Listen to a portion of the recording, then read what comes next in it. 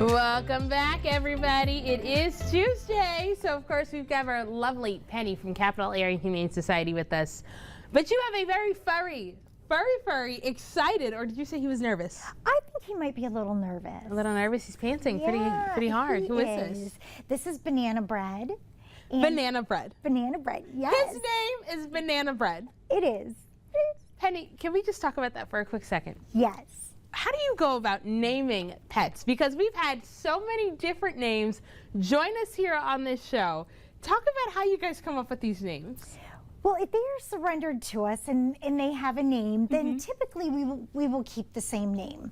Otherwise, if like Banana Bread, he was found as a stray, and so we didn't know what his name was. So our staff came up with the name Banana Bread.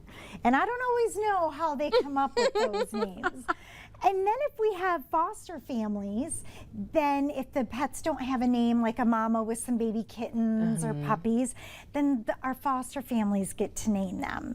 Really? Okay, so then how do you go about giving a pet, let's say, you know, Banana Bread gets adopted today, but if somebody else wants to give them a new name, how do you go about having the dog or the cat kind of respond to what the new name is? Yeah, it's just going to take a little bit of time, especially if they've had that name for a while. But Banana Bread has not had his name for very long because he hasn't been with us too long. Okay. So you can just, you know, maybe take a little part of the name that they have and then add the name as well. So you could maybe call him Bread, and then maybe you want him to name him Toby.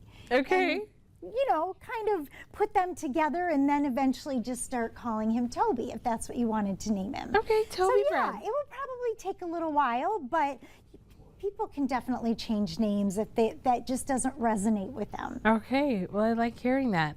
But Banana Bread, tell me a little bit more about what we can do to make sure he is comfortable in our homes if we want to adopt him. Yeah, he is 7 years old. He is neutered. He's up to date on his vaccinations and he has a microchip. He is a little timid, so probably a home that's maybe a little quieter, doesn't have a lot of younger kids who don't understand that it's just going to take some time for him to come out of his shell and blossom.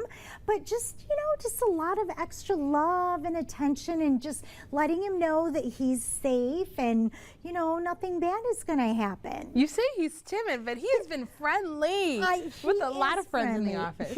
He has. He is friendly, but maybe just a little shy. Okay, awesome. Yeah. But then clearly, if you already have a pet at home, then perhaps bringing Banana Bread back home probably wouldn't be the best idea. Well, what we always suggest is slow introductions. So not just introducing them right away when he walks in the door, but maybe keeping him in a separate room so that way they can get used to the smells. So slow introductions are the best. However, if you do have a dog and you want to bring him to the shelter, what are you doing, silly? Then we can do what we call a dog meet and greet at the shelter just to kind of see if they're gonna be good friends. Okay, a meet and greet. Never heard of that. I love that. Yeah. And you know, you also just brought up kind of introducing a pet to smells and getting them acclimated to different rooms. So can you also talk about grooming? Like how frequently is that something we should also kind of put into our routine and our schedule? Yes, it certainly depends on the type of pet. Cats, they groom themselves. If they have long hair, you would want to brush them just so they don't get mats. But some dogs are going to need to be groomed regularly, like maybe even every few weeks. But there are a lot of dogs who don't need to be taken to a professional groomer, but will just need baths.